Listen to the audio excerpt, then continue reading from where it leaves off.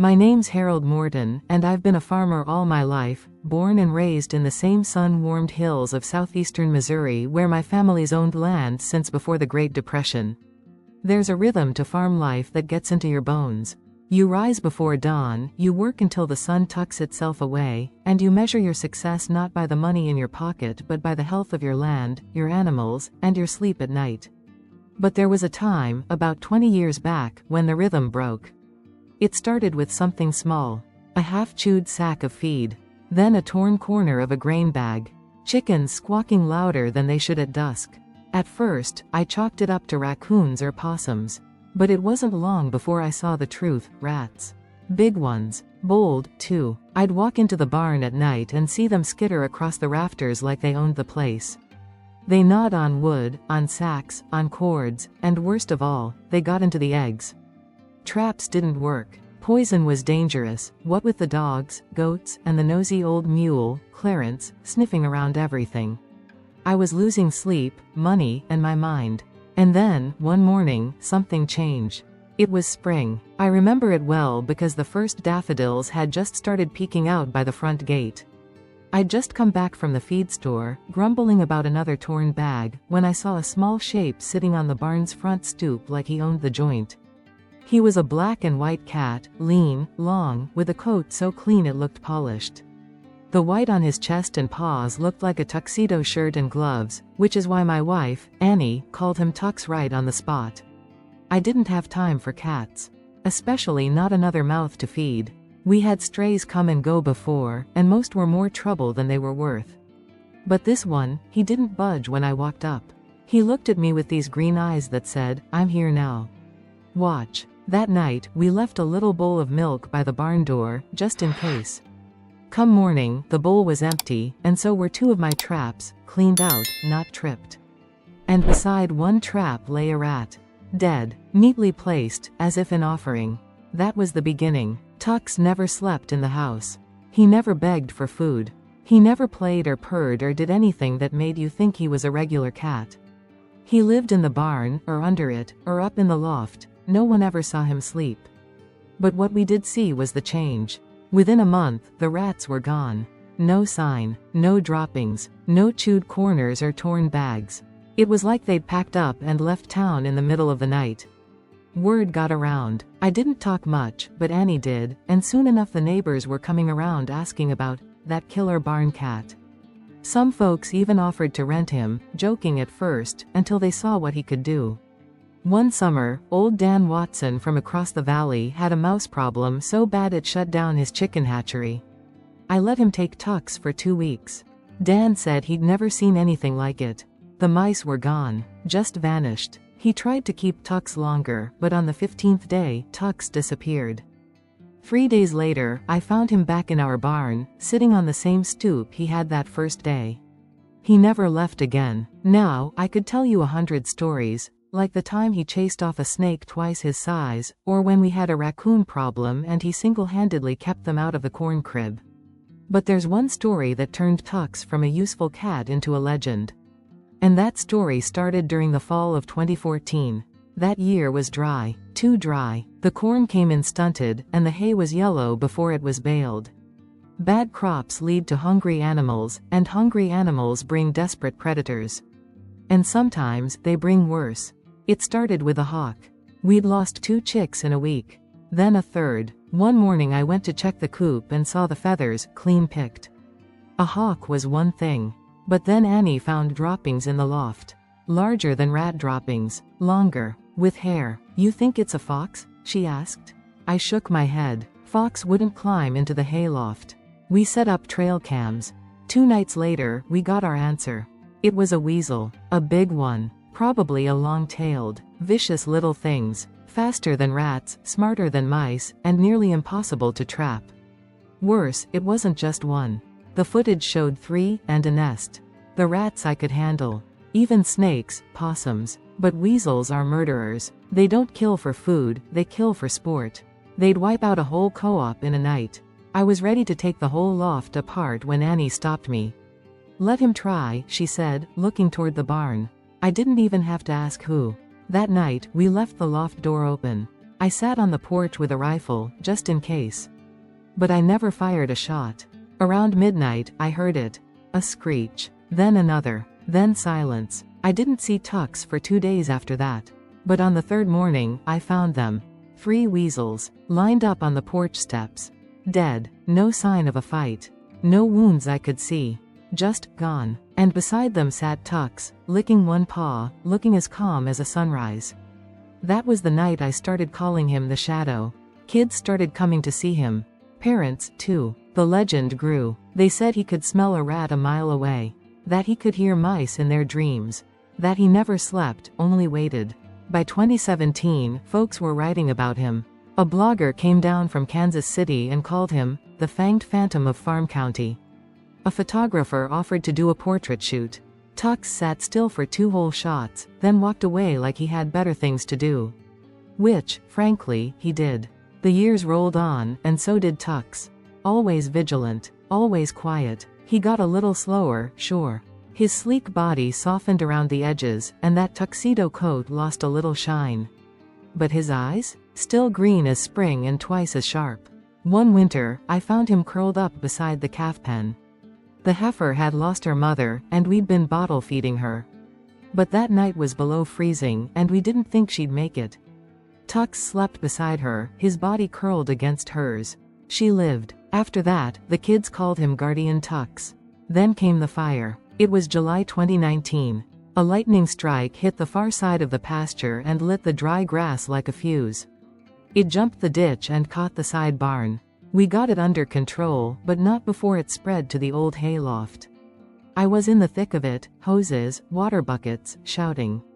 It wasn't until the smoke started clearing that Annie shouted, "Where's Tux?" I ran back into the barn. Everything was smoke and panic. The back rafters were burning, hay falling in thick chunks. And there, near the back door, I saw him. Not running out, dragging something, a sack, heavy. I reached him, grabbed the sack, pulled it open. Kittens. 3 of them, weeks old, strays we'd never seen. Apparently, their mother had died or left them.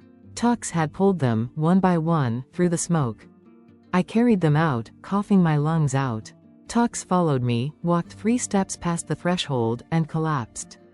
He made it, barely. The vet said he'd inhaled too much smoke and burned his pads, but he'd recover.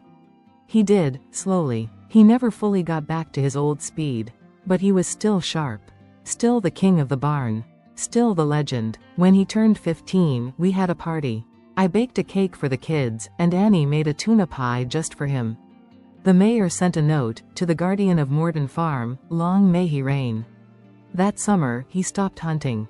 Not because he couldn't, but because, I think, he knew he didn't need to. He'd trained the next generation. Those kittens he'd rescued, they never left. They grew up wild and lean, just like him. One was pure black, one white with a black mask, and the third a spitting image of Tux, down to the tuxedo chest. We named that one Sunny. Tux watched them from the loft, content. As if the torch had been passed. When a creature like Tux lives among you for 15 years, he doesn't just become part of the farm, he becomes part of the soul of it. I used to think he was just a cat. Maybe the smartest, sharpest, toughest cat I ever saw, sure. But still, a cat.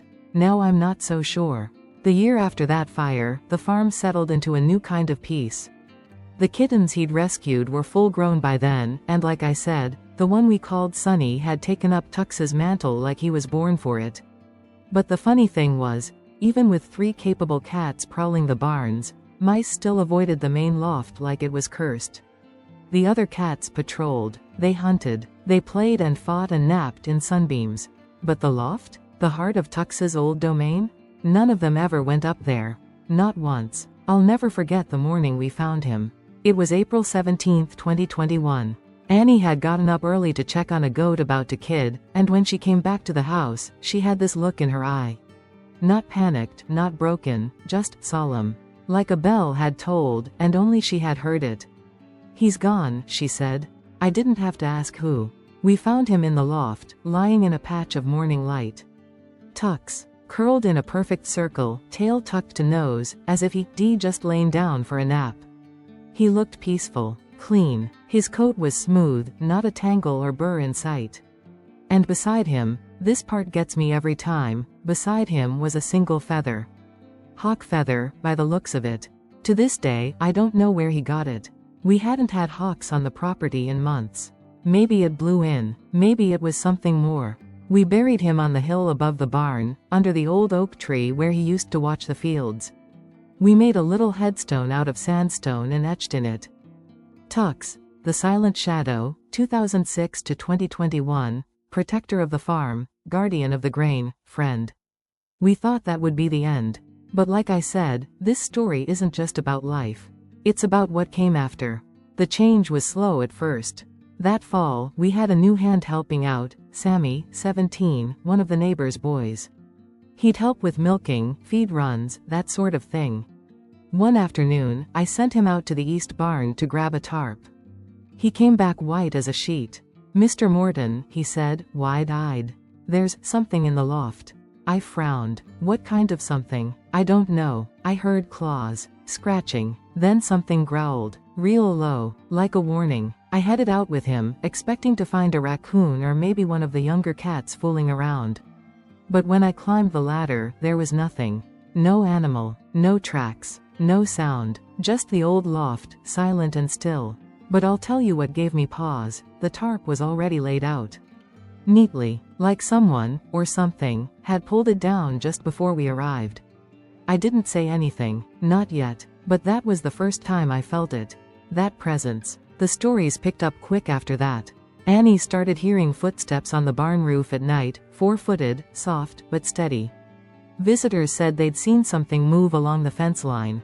A black blur, fast and low. Sonny and the others, once so bold, stopped going up into the loft altogether. They'd pace at the bottom of the ladder but never climb. Then came the mice, or rather, their absence. Every fall, we'd get a few in the feed room. Nothing major, just the way of things. But that fall? Nothing. Not one chewed bag, not one dropping. We laid out test traps. Put peanut butter on them.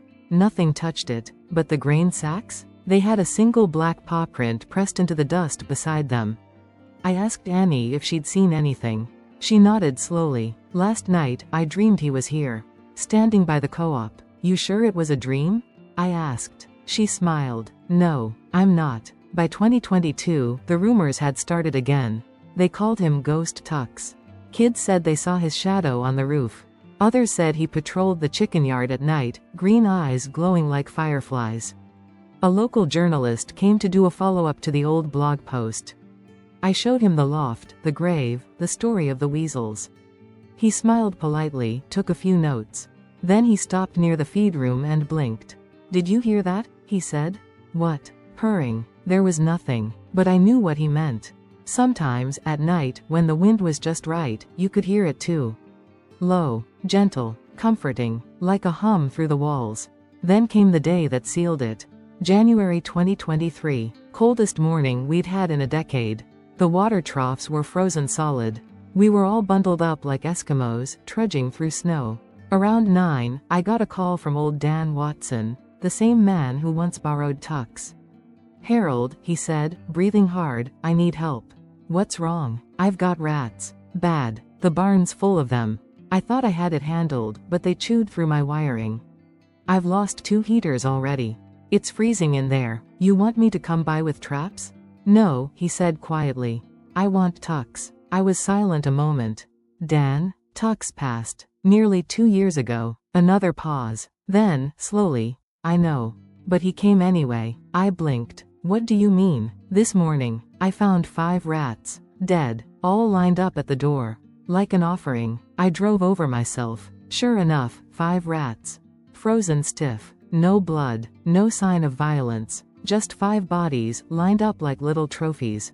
Dan looked at me, eyes wide. "Harold," he said, voice trembling, "I never told anyone this, but when I borrowed Tux years ago, I prayed over him. Asked God to send a spirit of protection. I think he did. Now, I'm not a superstitious man. I believe in hard work, good soil, and keeping your boots dry when you can. But after that, things changed around the farm. People started calling us, the House of the Shadow Cat. Kids would draw little black cats on our gate signs. Halloween brought a line of folks asking to see the loft. And sometimes, just sometimes, I'd go out at night, walk the edge of the barn, and see something up in the rafters. A shape, black and still, watching, waiting. We keep his grave fresh now. Every spring we plant daffodils around it, the same kind that bloomed the day he arrived. Sonny's still around, though he's slower now too. The second generation of barn cats is fierce, loyal, and lean. But even they seem to know. They don't challenge the loft. They don't sleep in his old corner. It's not fear, it's respect. Last week, we had another visitor. A little girl, maybe 7, visiting from the city with her uncle. She wandered into the barn while we were fixing the tractor. 10 minutes later, she came out holding a feather. White and gray. "Who gave you that?" I asked. She pointed to the loft and smiled. "The kitty upstairs." We all looked up. Nothing, no sound, no shadow, just sunlight pouring through the slats. But I swear to you, on my name, my land, and the bones in my hands, I felt something there. Warmth, presence, legacy. They say a good cat keeps the barn clean. A great one keeps it safe. But a legend? A legend never leaves. He simply waits. In silence. In shadow. Watching. Always watching.